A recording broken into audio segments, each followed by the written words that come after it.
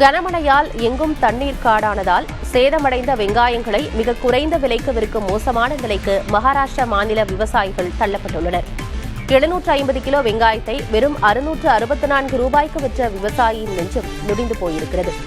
இதுதான் மகாராஷ்டிரா முழுவதும் விவசாயிகளின் நிலை. கனமழை மற்றும் வீழ்ச்சியடைந்த சந்தை விலைகளால் வெங்காயம், சோயாபீன், மாதுளை உள்ளிட்ட அனைத்து பயிர்களும் பாதிக்கப்பட்டு விவசாயிகள் பெரும் நஷ்டத்தை சந்தித்துள்ளனர். விற்பதை விட பயிர்களை அளிப்பதே மேல் என்ற நிலைக்கு விவசாயிகள் சென்றுள்ளனர்.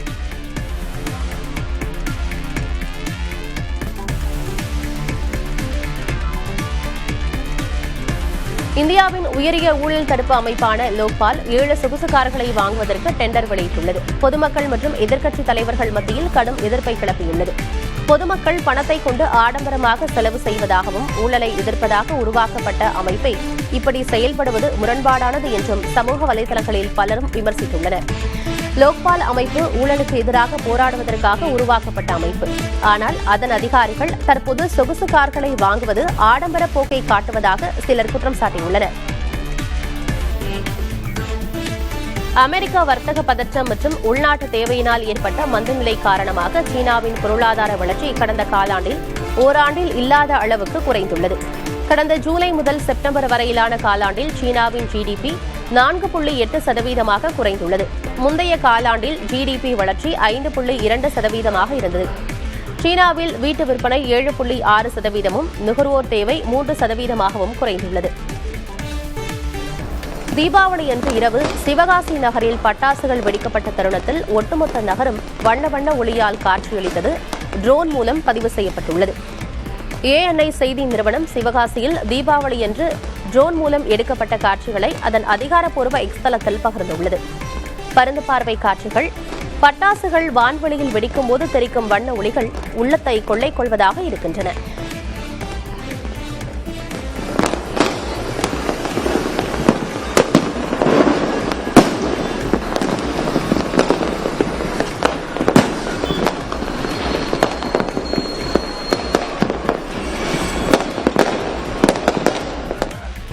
தொழில் ரீதியான போட்டியில் முன்வைக்கும் ஆதாரமற்ற குற்றச்சாட்டுகளை சக வீரரின் உயிரை பறித்திருப்பதாக இந்திய செஸ் கிராண்ட் மாஸ்டர் நிஹல் சரின் குற்றச்சாட்டை முன்வைத்துள்ளார்.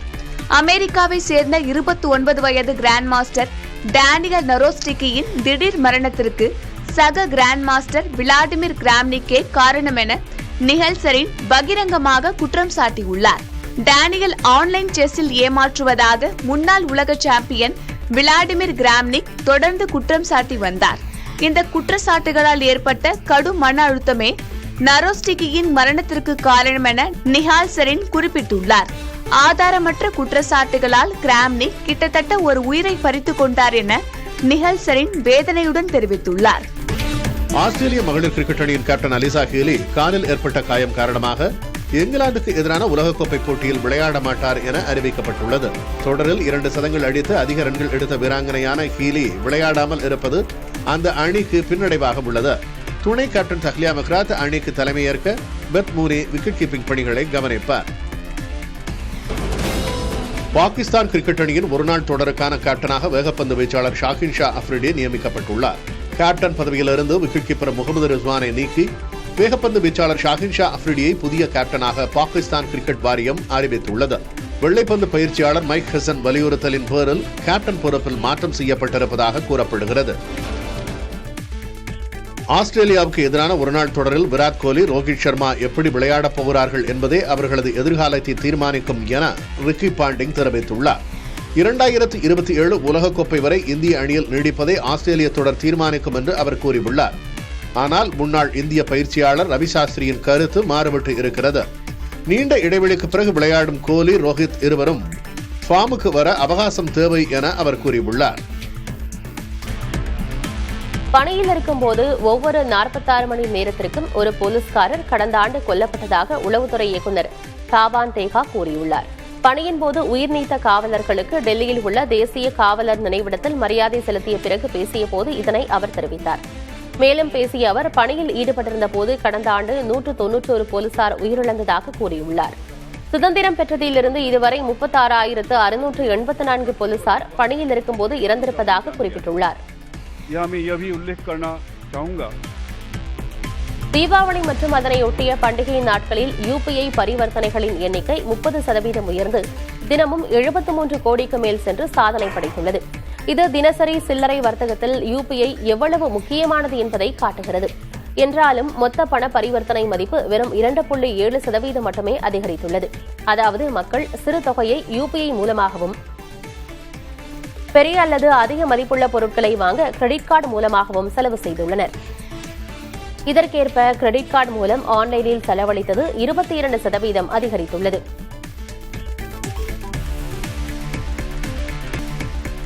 தொழில் ரீதியான போட்டியில் முன்வைக்கும் ஆதாரமற்ற குற்றச்சாட்டுகளை சக வீரரின் உயிரை பறித்திருப்பதாக இந்திய செஸ் கிராண்ட் மாஸ்டர் நிஹல் சரின் குற்றச்சாட்டை முன்வைத்துள்ளார். அமெரிக்காவை சேர்ந்த 29 வயது கிராண்ட் மாஸ்டர் டேனியல் நரோஸ்டிக்கியின் திடீர் மரணத்திற்கு சக கிராண்ட் மாஸ்டர் விளாடிமிர் கிராம்னிக்கே காரணம் என நிஹல் சரின் பகிரங்கமாக குற்றம் சாட்டியுள்ளார். டேனியல் ஆன்லைன் செஸ்ஸில் ஏமாற்றுவதாக முன்னாள் உலக சாம்பியன் விளாடிமிர் கிராம்னிக் தொடர்ந்து குற்றம் சாட்டி வந்தார். இந்த குற்றச்சாட்டுகளால் ஏற்பட்ட கடும் மன அழுத்தமே நரோஸ்டிக்கியின் மரணத்திற்கு காரணம் என நிஹால் சரின் குறிப்பிட்டுள்ளார். ஆதாரமற்ற குற்றச்சாட்டுகளால் கிராம்னிக் கிட்டத்தட்ட ஒரு உயிரை பறித்துக் கொண்டார் என நிஹல் சரின் வேதனையுடன் தெரிவித்துள்ளார். மெக்சிகோவில் எரிவாயு சுத்திகரிப்பு நிலையத்தில் ஏற்பட்ட பயங்கர வெடிவிபத்தில் 5 ராணுவ வீரர்கள் காயமடைந்தனர். தெற்கு மெக்சிகோ மாநிலமான சியாபாஸில் உள்ள ரெஃபார்மா நகருக்கு அருகில் அமைந்துள்ள காக்டஸ் எரிவாயு சுத்திகரிப்பு வளாகத்தில் பெரிய வெடி விபத்து நேரிட்டது. இந்த வெடிவிபத்தின் விளைவாக மெக்சிகோ ராணுவத்தைச் சேர்ந்த 5 வீரர்கள் காயமடைந்தனர். வளாகத்தில் உள்ள பல கட்டிடங்கள் மற்றும் வாகனங்கள் சேதமடைந்துள்ளதாக தகவல்கள் தெரிவிக்கின்றன.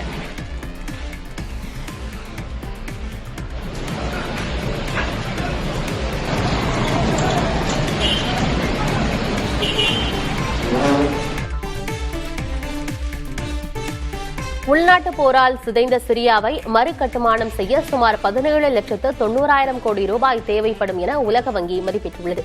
போரினால் அடிப்படை உள்கட்டமைப்பு மற்றும் கட்டடங்களுக்கு மிகப்பெரிய பாதிப்பு ஏற்பட்டுள்ளதாக தெரிவித்துள்ள உலக வங்கி, மறுசீரமைப்பு பணி மிகுந்த சவால் நிறைந்ததாக இருக்கும் எனவும் கூறியுள்ளது. அலப்போ மற்றும் டமாஸ்கஸ் போன்ற நகரங்களின் மறுகட்டுமானத்திற்கு கூடுதல் செலவாகும் எனவும் உலக வங்கி தெரிவித்துள்ளது.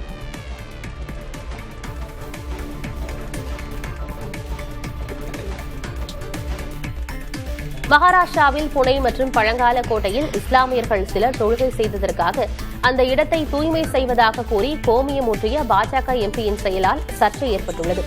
பாஜக மாநிலங்களவை பெண் எம்பி மேதா குல்கர்னி தனது ஆதரவாளர்களுடன் வந்து இந்த செயலில் ஈடுபட்டுள்ளார். இந்துக்கள் புனிதமாக கருதும் ஒரு பகுதியில் வேற்று மதத்தினரை எப்படி வழிபாட்டுக்காக அனுமதிக்கலாம் என்றும் அவர் கேள்வி எழுப்பினார். ஆனால் பாஜக எம்பியின் செயல் மத நல்லிணக்கத்தை குலைக்கக்கூடியது என அக்கட்சியின் கூட்டணியில் உள்ள அஜித் பவாரின் தேசியவாத காங்கிரஸ் குற்றம் சாட்டியுள்ளது. அவர் மீது காவல்துறை நடவடிக்கை எடுக்கவும் அக்கட்சி வலியுறுத்தியுள்ளது. சமாஜ்வாதி கட்சியும் பாஜக எம்பியின் செயலை கண்டித்துள்ளது. பணியிடங்களில் கழிவறையை பயன்படுத்துவது தொடர்பாக எழும் பதற்றமானது ஊழியர்களின் உடல் நலன் மற்றும் வேலை திறனை பாதிப்பதாக கண்டறியப்பட்டுள்ளது. கழிவறை பயன்பாட்டை தவிர்க்கும் பொருட்டு இயற்கை உந்துதல்களை அடக்குவது ஊழியர்களின் உடல் நலனை பாதிக்கிறது.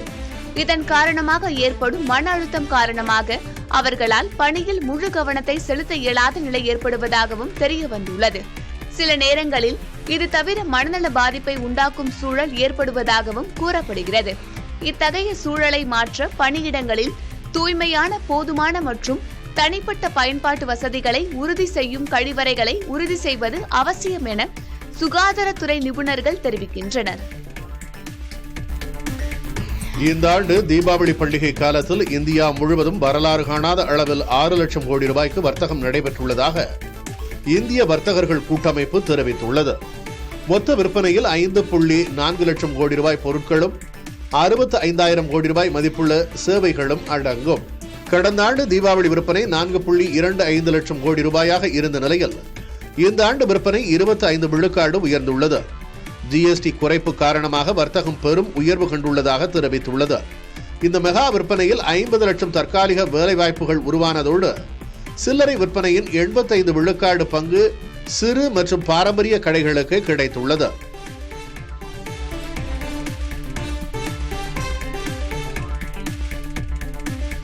பெங்களூருவில் சாலைகள் குண்டும் குழியுமாக இருப்பது குறித்தும் குப்பைகள் அள்ளப்படாதது குறித்தும் அரசை விமர்சனம் செய்த பயோகான் தலைவர் கிரண் மஜும்தார் ஷா துணை முதல்வர் டி.கே. சிவக்குமாரை சந்தித்து பேசினார்.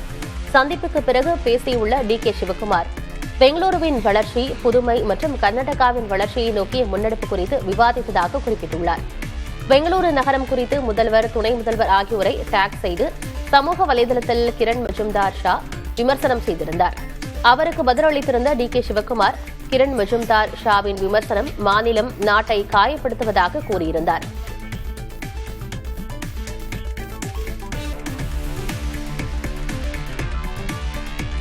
பாலிவுட் திரைப்பிரபலங்களான தீபிகா படுகோன் மற்றும் ரன்வீர் சிங் தங்களது மகளின் முகத்தை முதல் முறையாக ரசிகர்களுக்கு அறிமுகப்படுத்தியுள்ளனர்.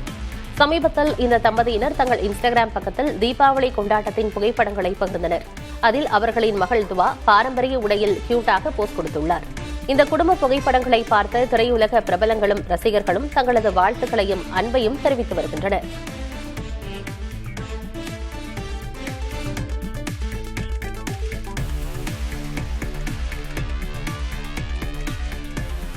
சபரிமலை ஐயப்பன் கோயிலில் தங்கம் மாயமான வழக்கில் கேரள உயர்நீதிமன்றம் மூடிய அறையில் விசாரணை மேற்கொண்டுள்ளது. 2019 கோயிலின் சிலைகள் புதுப்பிக்க சென்னைக்கு அனுப்பிய தகடுகளில் 4 கிலோ தங்கம் குறைந்திருந்தது தெரியவந்தது. இதில் முக்கிய குற்றவாளி உன்னிகிருஷ்ணன் போத்தி கைது செய்யப்பட்டு சிறையில் அடைக்கப்பட்டுள்ளார். விசாரணையின் நுட்பங்கள் கசியாமல் இருக்க நீதிபதிகள் மூடிய அறையில் விசாரணையில் ஈடுபட்டு வருகின்றனர். கோயிலின் புனிதத்தன்மை பாதிக்கப்படக்கூடாது என்பதற்காக விசாரணை தீவிரமாக கண்காணிக்கப்படுகிறது.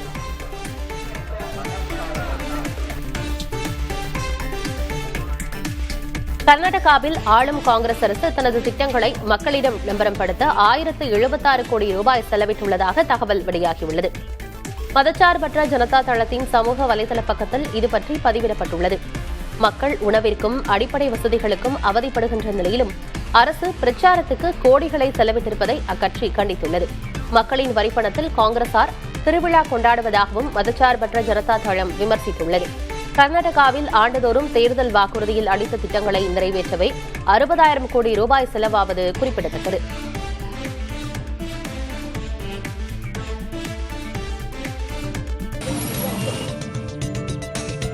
சிவகாசி அருகே திருத்தங்கல் பழைய வெள்ளையாபுரம் சாலை பகுதியில் இரவு நேர கனமழையால் வீட்டின் சுவர் இடிந்து விழுந்ததில் 1ஆம் ஆண்டு படித்து வந்த நர்சிங் மாணவி பவானி உயிரிழந்தார்.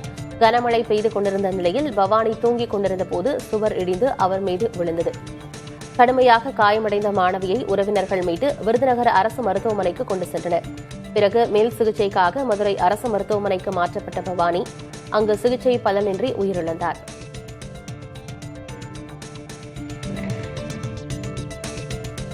தீபாவளி விடுமுறை முடிந்து சென்னை மற்றும் கோவை உள்ளிட்ட பெருநகரங்களுக்கு திரும்ப புதுக்கோட்டை பேருந்து நிலையத்தில் பொதுமக்கள் குவிந்தனர். நேற்று இரவு 8 மணி முதல் பெருமளவில் மக்கள் திரண்டதால் அரசு போக்குவரத்து கழகம் சென்னைக்கு மட்டும் 50க்கும் மேற்பட்ட கூடுதல் பேருந்துகளை இயக்கியது. கோவை, திருச்சி உள்ளிட்ட நகரங்களுக்கும் கூடுதல் சேவைகள் வழங்கப்பட்டன. தற்காலிக பேருந்து நிலையம் வழியாகவே அனைத்து பேருந்துகளும் இயக்கப்பட்டதால் கடும் போக்குவரத்து நெரிசல் ஏற்பட்டது. இரவு 11 மணி வரை பேருந்துகள் தொடர்ச்சியாக இயக்கப்பட்டதால் பரபரப்பாக காணப்பட்டது.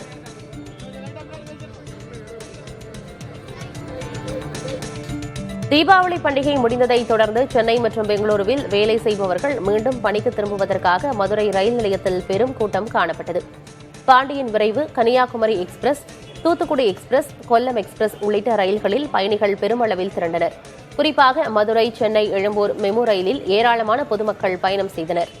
பயணிகளை வரிசைப்படுத்தி ரயிலில் ஏற்றும் பணியில் ரயில்வே ஊழியர்கள் ஈடுபட்டனர். இந்த மெமு ரயிலில் மட்டும் சுமார் 1250 பேர் பயணம் செய்ததாக ரயில்வே நிர்வாகம் தெரிவித்துள்ளது.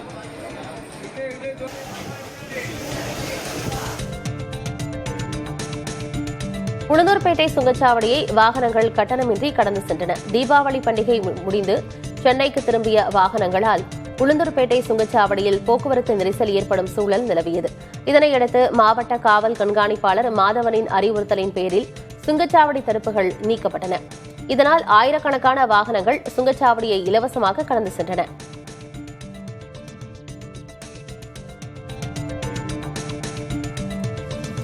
தீபாவளி பண்டிகை முடிந்ததை தொடர்ந்து சென்னையில் 19ஆம் தேதி முதல் 21ஆம் தேதி வரை 225 டன் குப்பைகள் அகற்றப்பட்டதாக மாநகராட்சி தெரிவித்துள்ளது. வளசரவாக்கம், கோடம்பாக்கம், தேனாம்பேட்டை மண்டலங்களில் அதிகபட்சமாக பட்டாசு கழிவுகள் சேகரிக்கப்பட்டன. மதுரையில் 18ஆம் தேதி முதல் 21ஆம் தேதி வரை மொத்தம் 2672 டன் குப்பைகள் அகற்றப்பட்டன. மழையிலும் 2600க்கும் மேற்பட்ட ஊழியர்கள் 300க்கும் மேற்பட்ட வாகனங்களுடன் பணியாற்றி நகரம் முழுவதும் சுத்தம் செய்யப்பட்டதாக மாநகராட்சி தெரிவித்துள்ளது.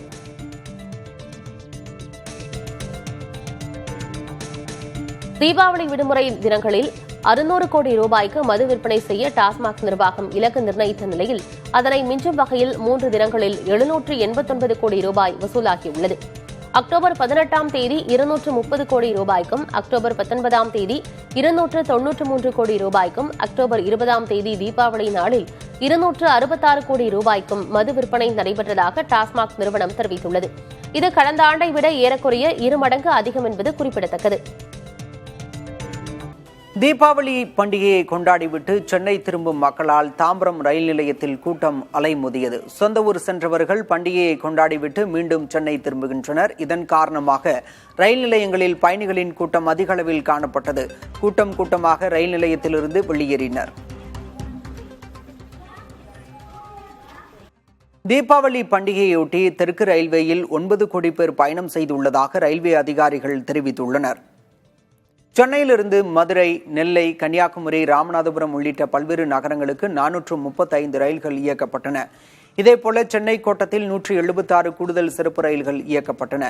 பயணியர் வசதிக்காக கூடுதல் நிறுத்தங்கள் அறிவிக்கப்பட்டன. அந்த வகையில் 20 நாட்களில் தெற்கு ரயில்வேயில் 9 கோடி பேர் பயணம் செய்துள்ளனர். இதனிடையே சொந்த ஊர் சென்று திரும்பும் பயணிகளின் வசதிக்காக தாம்பரம், காட்டாங்குளத்தூர் இடையே இன்று 6 மின்சார சிறப்பு ரயில்கள் இயக்கப்பட உள்ளன.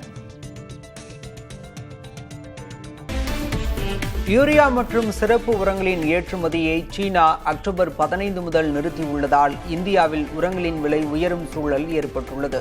இந்தியாவின் சிறப்பு உர தேவையில் 95 விழுக்காடு சீனாவிலிருந்தே இறக்குமதி செய்யப்படுகின்றன. இதனால் உரங்களின் விலை 10 முதல் 15% வரை அதிகரிக்கலாம் என்று எதிர்பார்க்கப்படுகிறது. ரபி பருவத்திற்கான உர தேவையை பூர்த்தி செய்யும் வகையில் இருப்பு இருந்தாலும் நீண்டகால அடிப்படையில் சீனாவின் உரத்தடை இந்தியாவில் பாதிப்பை ஏற்படுத்தும் என்று கூறப்படுகிறது. ஆந்திராவில் கூகுள் செயற்கை நுண்ணறிவு மையம் அமைக்கப்படுவது தொடர்பாக அதிமுக, திமுக மோதலுக்கு அம்மாநில அமைச்சர் நாரா லோகேஷ் பதிலளித்துள்ளார். தமிழரான கூகுள் சிஇஓ சுந்தர் பிச்சையை முறையாக அணுக தமிழக அரசு தவறிவிட்டதாக அதிமுக குற்றம் சாட்டியது. இதற்கு பதிலளித்த தமிழக அரசு மத்திய அரசின் அழுத்தத்தால் வெளிநாட்டு நிறுவனங்களின் முதலீட்டில் தமிழகம் புறக்கணிக்கப்படுவதாக தெரிவித்தது.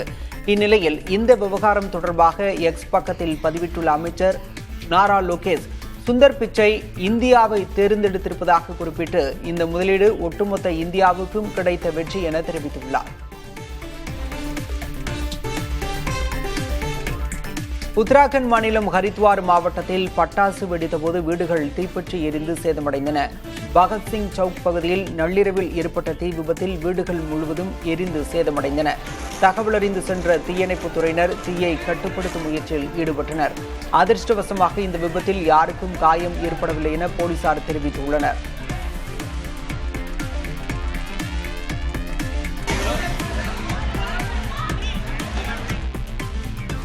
உத்தரப்பிரதேசத்தில் சுங்கச்சாவடி ஊழியர்கள் தங்களுக்கு மிக குறைவான தீபாவளி போனஸ் மட்டுமே கொடுத்ததால் வாகனங்களை கட்டணமின்றி அனுமதித்து நிர்வாகத்திற்கு பதிலடி கொடுத்தனர். ஆக்ரா லக்னோ நெடுஞ்சாலையில் ஃபத்தேகாபாத் பகுதியில் சுங்கச்சாவடி உள்ளது. இங்குள்ள 21 தொழிலாளர்கள் தங்களுக்கு 1100 ரூபாய் மட்டுமே தீபாவளி போனஸ் தந்ததால் கடுமையான அதிருப்தியில் சுங்கச்சாவடியின் அனைத்து கதவுகளையும் திறந்துவிட்டனர். இதனால் ஆயிரக்கணக்கான வாகனங்கள் கட்டணம் இன்றி கடந்து சென்றன. இதன் பிறகு காவல்துறையினர் வந்து சமரசம் பேசி போனஸை உயர்த்தி வழங்க ஏற்பாடு செய்த பிறகு வழக்கமான பணிகள் தொடங்கின.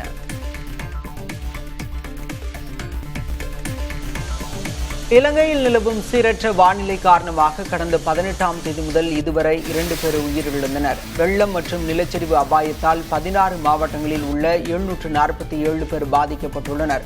கிழக்கில் உருவாகியுள்ள குறைந்த காற்றழுத்த தாழ்வு நிலை காரணமாக மேல், மத்திய மற்றும் வடக்கு உள்ளிட்ட பல மாகாணங்களில் 100 மில்லிமீட்டருக்கும் அதிகமான கனமழை பெய்ய வாய்ப்பு உள்ளதால் 10 மாவட்டங்களுக்கு நிலச்சரிவு எச்சரிக்கை விடுக்கப்பட்டுள்ளது.